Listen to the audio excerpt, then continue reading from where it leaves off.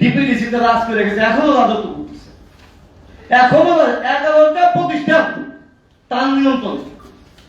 অথচ হ্যাঁ আওয়ামী লীগ না, হ্যাঁ আমাদের যতবারের সরকার, যতগুলো ঠিকাদার আছে সবগুলো ঠিকাদার আওয়ামী লীগের আমাদের নিয়ন্ত্রণ।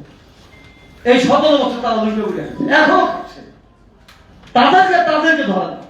অথচ আমরা নিয়ে হয়ে যারা আমাদের উপরে পেশার ঠিক মরা না মানুষকে মরা তো লড়ছে না, আমরা তো লড়ছি না।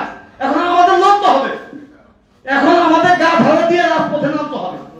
তাই আর এই সুযোগটা কেউ পাবে না, কথা বলার সুযোগ দেয় না, কিছু না। আমরা যদি রাজপথে নামি, আমাদের উপরে সরকারকে যে সরকারই আসুক আমাদের উপরে রাজ করতে পারবে।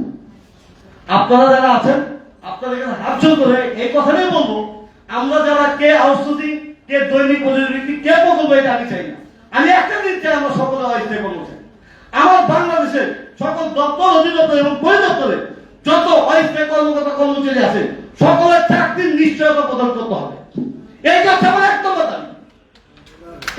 এই বিষয়টা নিয়ে আপনারা সকলে কাজ করবেন। এই ভিত্তিটা নিয়ে আপনারা সকল প্রতিষ্ঠানের প্রত্যেকটা দপ্তর, অধিদপ্তর আপনারা কথা বলেন।